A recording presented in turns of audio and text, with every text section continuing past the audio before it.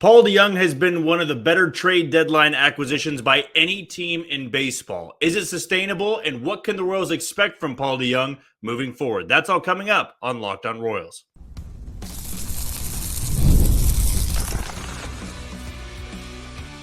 You are Locked On Royals, your daily Kansas City Royals podcast. Part of the Locked On Podcast Network, your team every day. You are tuned into another edition of Locked On Royals on the Locked On Podcast Network. As always, I'm your host, Jack Johnson, and you can find me on Twitter or X at JohnnyJ_15. That's at JOHNYJ_15. You also can catch us on wherever you get your podcasts. That can be Spotify, Apple Podcast, Amazon Music, Google Podcast. We're on Odyssey, and we're on YouTube. Just be sure to hit that follow button and subscribe. If you're a first-time listener and you want to know a little bit more about me and this show, well, I'm based here in Kansas City. I work at Sports Radio 810 WHB, doing some hosting, some co-hosting, and some producing as well.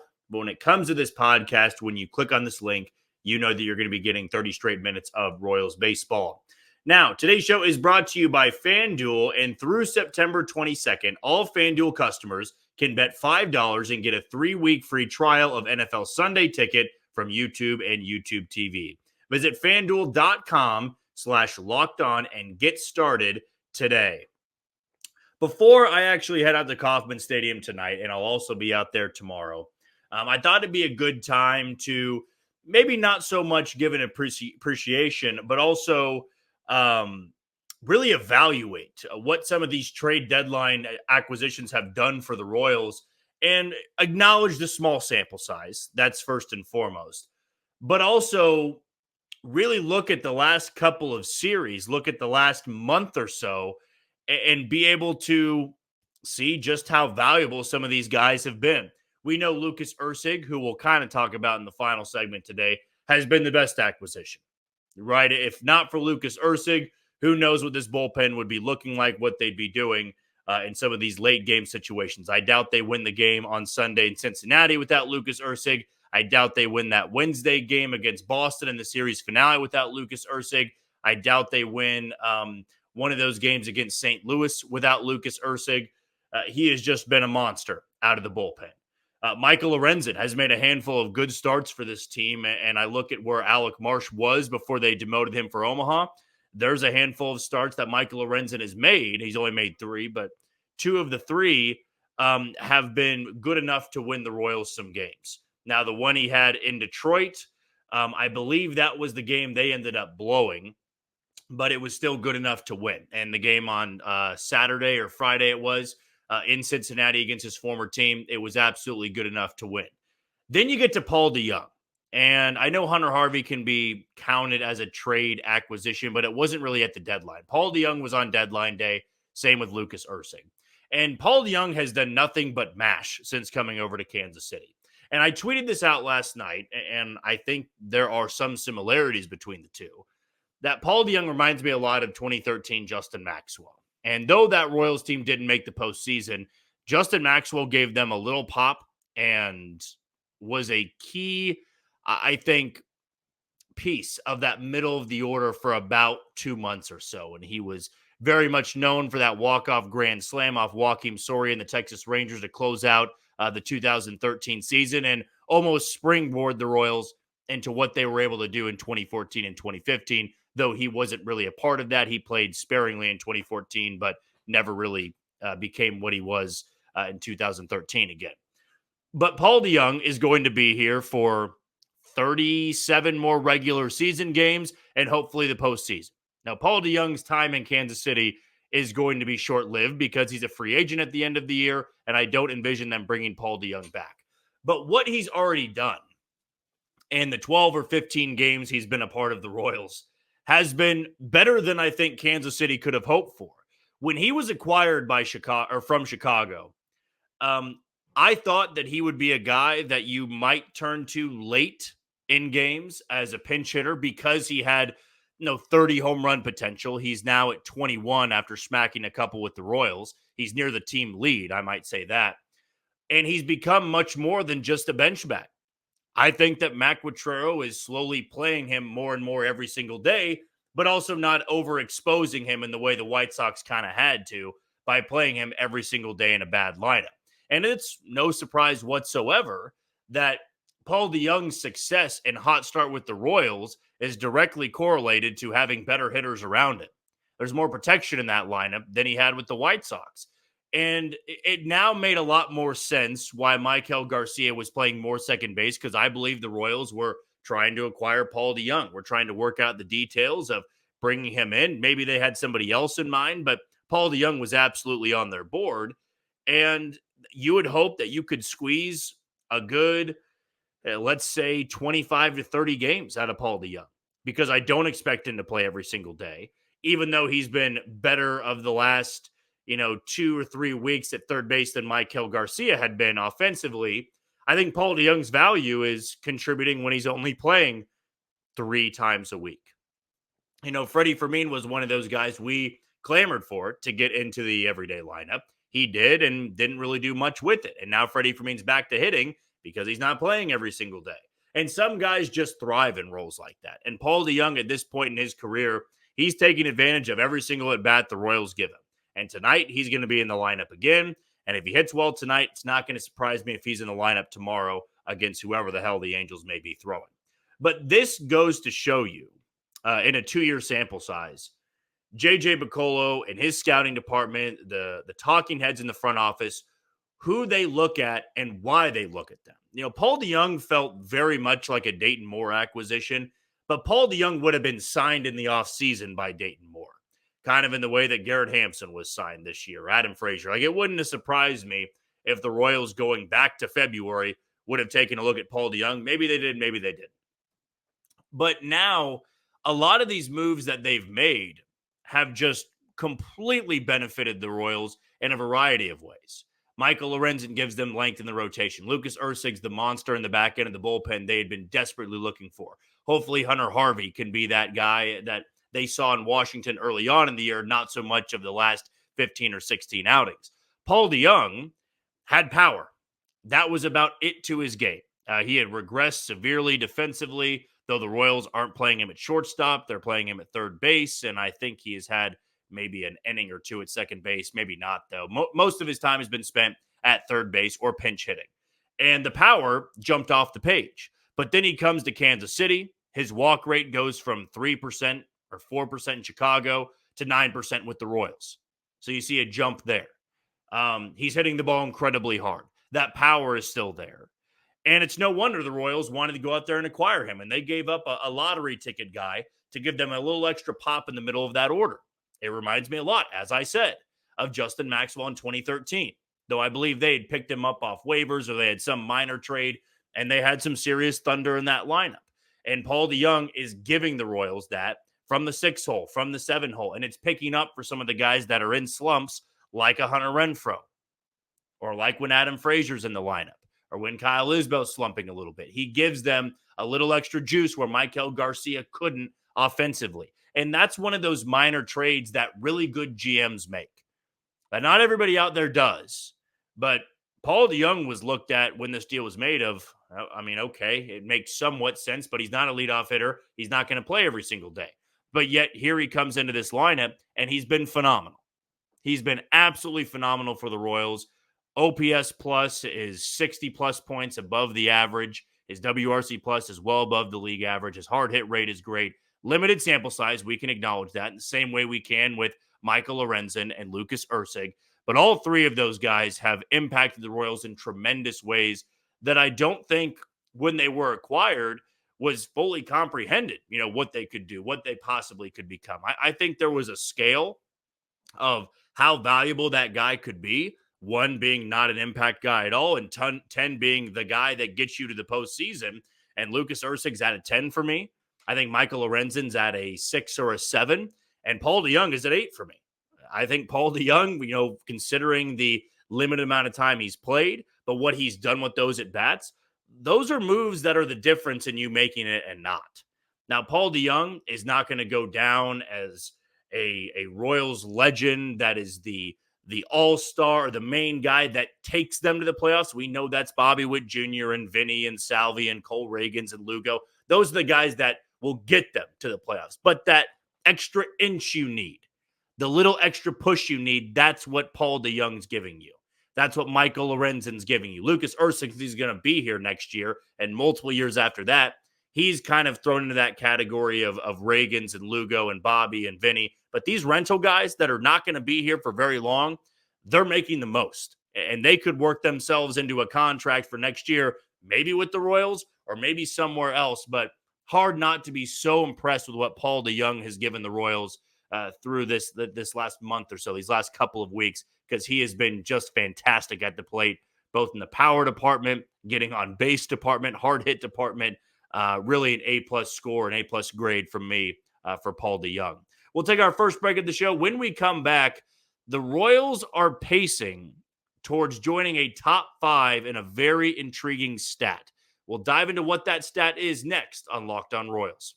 You are tuned into Locked On Royals on the Locked On Podcast Network. I'm your host, Jack Johnson, and you can find me on Twitter or X at JohnnyJ_15. Want to give a shout out to our title sponsor in FanDuel. And you've heard us talk a lot about FanDuel, which is America's #1 sportsbook. Well, we have something a little different for you because now through September 22nd, all FanDuel customers can bet $5 and get a 3-week free trial of NFL Sunday Ticket from YouTube and YouTube TV. Then with a YouTube TV base plan, you'll be able to watch every regular season Sunday afternoon out-of-market game. All you need is a Google account and a current form of payment, and you can cancel at any time. Just visit FanDuel.com/LockedOn to download America's #1 sportsbook. And if you're looking to put some money down on maybe tonight's game, Cole Reagans has been so dominant over the last 10 to 20 starts. I mean, really going back to his last outing against the Angels, in which he gave up 7 runs in Anaheim, he's been nails. He's been absolutely dominant and has not run into many tough opponents. But maybe tonight, take the over on the strikeout total because he is facing a lesser opponent in the Los Angeles Angels, but was very good last time out against Minnesota and is beat up on some bad teams this year. I wanted to touch on this a little bit before we dive into more of the bullpen and what they're able to do without Lucas Erceg. While I was recording this podcast or taking a quick break, was able to get some news that I can update with, which I didn't have the news in that first segment. Hunter Harvey, per Annie Rogers' Twitter account, she's the beat reporter for the Royals of MLB.com. Hunter Harvey suffered a setback and received a cortisone injection today, and he shut down from all activity for 2 to 3 days. But Michael Trout said Harvey could be back playing catch by the end of the week. So not great news on Harvey. Hopefully he's back sooner rather than later. And then I was unsure about who the starter was going to be for the Angels tomorrow. That appears to be former Royal Johnny Cueto, wearing number 36. He's set up in the Angels clubhouse. This comes from Jackson Stone on Twitter. You can follow him at Jackson_Stone with 2 more E's after the E in Stone. But no official move yet, he says, but he is expected to start tomorrow. The Angels have yet to announce the starter for the finale. So Johnny Cueto likely to take the bump tomorrow night against the Kansas City Royals. Now, as for this stat that I teased, the win improvement in 1 year, and I probably should have added on if I had the characters to put that on the menu for today's podcast episode, I would have put the divisional era, because there is a list of teams that have made tremendous strides going from a 100-loss season to a playoff type team the following year. And the Royals being one of those teams at 70-55, coming off a year in which they lost 106 games, they are pacing to be the top 5 in this win improvement category. So this story was done last year. I've kept tabs on it, over the last few months, really once the Royals started to prove after May that they were going to be in it for the long haul. But the win improvement for some of these teams has been a long-standing record. The divisional era goes back a number of decades. The Orioles of the late 80s are on here. The Orioles of the early 2020s is on here. And the Arizona Diamondbacks are on here and still the leader for the largest win improvement in a single season. So you go to the #1 team on here that had the biggest jump from year to year. The 1998 Diamondbacks won 65 games, and then the 1999 Diamondbacks went on to win, I believe it was 100 games, excuse me. So they went from 65 to 100. That was a 35 win increase. To this day, the largest single-season win improvement in the divisional era. The second team on this list is the Baltimore Orioles in 1989. They won 54 games in 1988. Then they won 87 games in 1989, and they had 33 wins. However, they soared to a second place finish just 2 games out of a playoff berth. So that jump put them in second place, but they didn't have a playoff berth. The third team on this list, the 2022 Baltimore Orioles, they went from 52 wins in 2021 to 83 in 2022, but didn't make the postseason. The 2008 Rays had a 31 win improvement. They went from 66 in 2007 to 97 in 2008. Then the 93 Giants also had a 31 win improvement. They went from 72 in 1992 to 103 in 1993. The 2011 Diamondbacks had a 29 win improvement, 65 in 2010 to 94 in 2011. The 04 Tigers, who were known as one of the worst teams all time, won 43 in 2003 and then 72 in 2004. The 91 Braves went from 65 in 1990 to 94 in 91. And I started going further and further down this list because there's 5, 6, 7 more teams I can go on with this list that gets all the way down to the 1974 Rangers and 1969 Mets, the Miracle Mets at that, who had a 27 win improvement from 1968. But the Royals right now are 15 games over 500. And I started doing a little bit of the math and what they need to finish over the last 37 games. And I'll start it off with this because the top of the list is the Arizona Diamondbacks from 1998 to 1999. And that Diamondbacks team has the 35 win improvement. So for the Royals to get a 35 win improvement or a 36 win improvement at that to top the Arizona Diamondbacks, they would need to win, that would be 92 games. So at 70 right now, they would need to win 22 of the final 37 games. So 22 and 15 to set the record, the largest single season win improvement from year to year.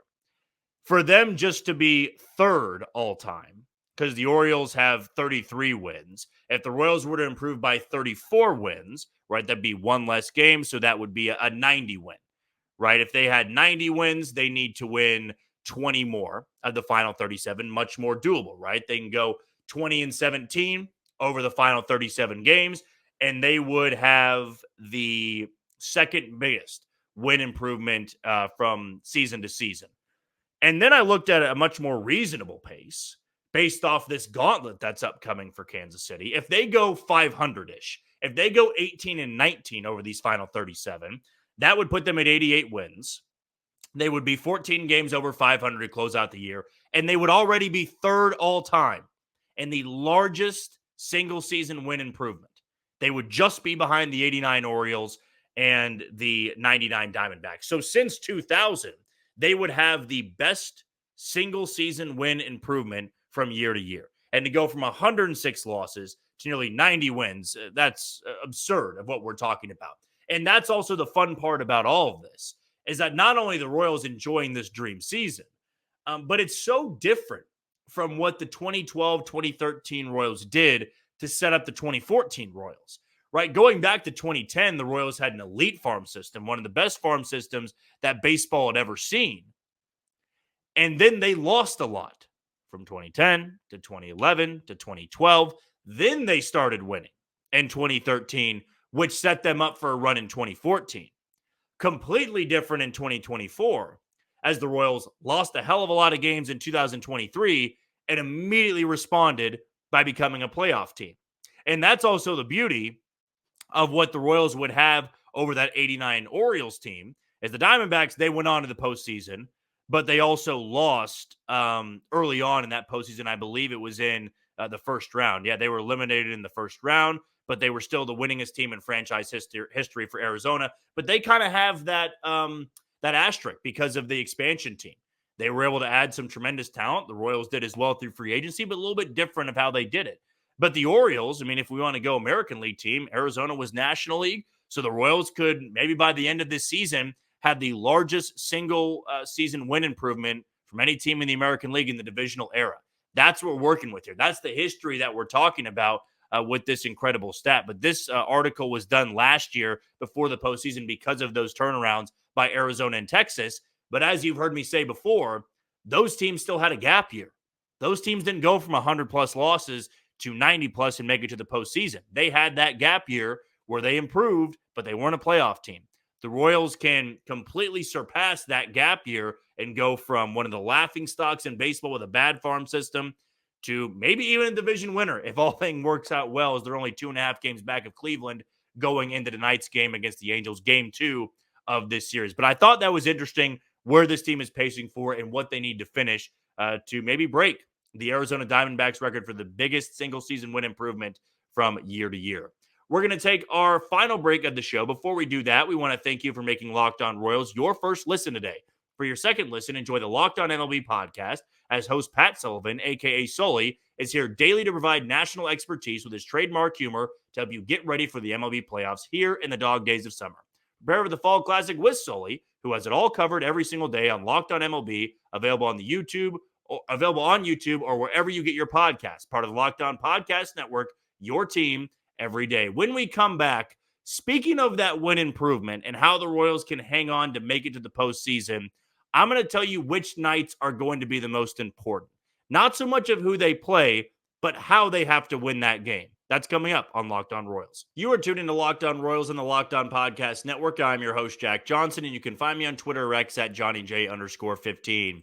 Want to give a shout out to our final sponsor today in PrizePicks. It's America's #1 daily fantasy sports app with over 5 million active members. It's also the easiest and most exciting way to play daily fantasy sports. And unlike other apps, on PrizePicks, it's just you against the numbers. All you need to do is pick more or less on 2 to 6 player stat projections and watch the winnings roll in. Get in on the daily action with your friends and become part of the PrizePicks community today. And you can win up to 100 times your money on PrizePicks with as little as 4 correct picks, and you can turn $10 into $1,000. So sign up today and get $50 instantly when you play $5. You don't even need to win to receive the $50 bonus. It's guaranteed. Download the PrizePicks app today and use code LOCKEDONMLB for a first deposit match of up to $100. That's code LOCKEDONMLB on PrizePicks for a deposit match of up to $100. Pick more, pick less. It is that easy. Last night was, I think, a perfect example to lead into this segment about how the Royals can hang on to a playoff spot, how they can avoid what Boston's been doing and just blundering a lot of games late because of their bullpen, because of the runs they've given up, because of the leads they've blown. How can the Royals avoid something like that? Now, as I had mentioned in the second segment, a little bit of breaking news in my time, though by the time you watch this, it's going to be old news. Hunter Harvey suffered a little bit of a setback, but Matt Quatraro is hopeful that he can throw by the end of the week. That came from Royals beat reporter Annie Rogers of MLB.com. John Schreiber returned from the injured list last night. He got the save. Talk about being thrown into the fire. Don't even get eased into an easy situation. He gets the save, gave up a leadoff single that glanced off Bobby Witt Jr.'s glove, but then got a double play ball and got a ground out, I believe. Or no, it was a line out. Vinny Pasquantino had a great play at first base to end the game. But it made me think about these final 37 games and what may be the difference. Why it kind of all ties in together with what we've talked about today. Paul DeJong and Michael Lorenzen, they can give the Royals that extra push. Lucas Erceg is a monster in that bullpen, and we know that he's going to be able to provide the Royals with the reliever they just didn't have before. He's going to provide them some electricity out of the bullpen they didn't have in the first 100 games of the season. But what is going to define this team, in my opinion, over the final 37 games is the nights where Lucas Erceg's not available, right? So he throws 28 pitches on Sunday against Cincinnati, and then he's not able to go last night. And Matt Quatraro has to navigate that bullpen. Yes, with a great start from Seth Lugo, that makes it easier on him. And then also, it's the Los Angeles Angels. It's a bad baseball team. It's a baseball team Seth Lugo should dominate. It's a lineup Cole Reagan should be able to dominate tonight. But that's all on paper. That's not actually going out there and doing it. But last night, I think, was one of those examples of, in this upcoming gauntlet, whether it be the Phillies, it'd be the Guardians, it'd be the Twins, it'd be the Yankees, it'd be the Astros, one of those teams. Lucas Erceg can't throw in every single high-leverage game. He can't close out every single game that you have a lead in. What's going to be the difference, in my opinion, is what they do on those nights that he can't pitch, or what they do on those nights when he has to throw the seventh inning, Who's going to get the final 6 outs? Who's going to get the final 3 outs? And last night showed to me that James McArthur's not closing out games anymore. James McArthur threw 10 pitches on Sunday and was more than available to close out the game. At least it felt like, unless even he pitched on Friday, he pitched on Sunday. Maybe he didn't want to throw him 3 times in 4 days. But I would have thought with the closing experience, James McArthur was going to get the nod last night. He didn't. And it was John Schreiber coming off the injured list, which further proves the point that they would rather go with John Schreiber coming off the injured list with only a few outings on a rehab assignment than go with James McArthur. And I get the reasoning behind it. He's pitched well in lower leverage spots. He's got that confidence back. No need to shatter it if he blows the game against the Angels when he's not going to be the closer at any point for the remaining parts of the season. It's going to be Lucas Erceg. It's going to be John Schreiber. Maybe it's going to be Will Smith. They're going to have to piece it together. And tonight, it's a good thing Lucas Erceg's available. So if the Royals have that spot again, it'll be Lucas Erceg coming out of the bullpen. But what they do when he's not there is going to be what I think separates them from a playoff team and a team that has to watch other teams in the playoffs. John Schreiber doing his job last night, that's massive. I don't care that it's the Angels. Yeah, it'd be great to see him do it against the Yankees or the Astros or the Guardians or the Twins. That's all fine and dandy. But just stacking some of those wins when your best bullpen arm is not available, that to me is going to be the defining point of this team in their next 37 games. That is going to be what I am looking for. How strong can that bullpen be? Can Hunter Harvey return and be 100%? Can Will Smith and Angel Serpa bounce back from some rough outings?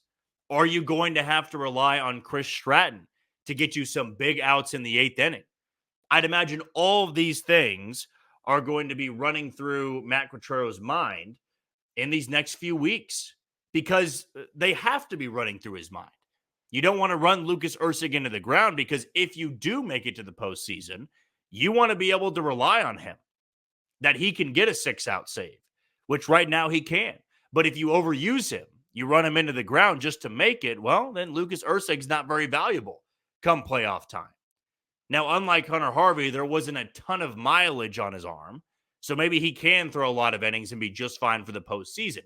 But last night was great to be able to see this bullpen with Chris Bubic and John Schreiber, though Bubic gave up a first pitch home run.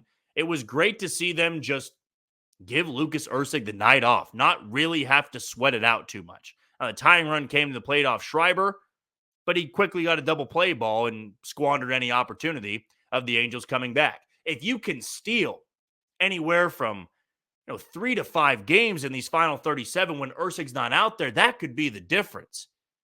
That, as I said, can be what separates you from a playoff team and a non-playoff team. All of those things are starting to run through my head, and last night was one of those examples. They're going to see the Tigers again. They're going to see the Giants late in the season. They're going to see a banged-up Braves team, and some of those teams that aren't in the gauntlet of games they see, those might be some of those games you have to steal. Save Lucas Erceg. It's great to run away with 10 or 12 runs in the first 5 innings. I mean, like what they did on Saturday against the Reds. But there's going to be a lot of games that are close in these final 37. And Lucas Erceg's not going to be the fireman or the save man in 90% of those. They're going to have to trust other guys to get them out of spots because Lucas Erceg, if he goes 5-6 outs on one night, he's not available the next night. And if you're in a close game, somebody else is going to have to step up. John Schreiber did that last night. Maybe it'll be somebody else a little bit later on this week or maybe into the weekend against the Philadelphia Phillies. Well, that's going to do it for another edition of Locked On Royals and the Locked On Podcast Network. I've been your host, Jack Johnson, and you can find me on Twitter or X at JohnnyJ_15. Thank you for making Locked On Royals your first listen today. Now go check out the Locked On MLB podcast. Prepare for the Fall Classic with Sully, who has it all covered every single day. You can find the link to Locked On MLB in the description so you don't need to search. Part of the Locked On Podcast Network, your team every day. Tomorrow we'll have a breakdown of what happened tonight with Cole Reagan's start. And again, though I teased this last night, I'm going to tease it again. If there's more to update on the wild card race or the division race, we'll have plenty of that talk tomorrow and maybe any other segments that pop up from the listeners or one that comes to mind tomorrow morning. But until then, you take it easy, Kansas City.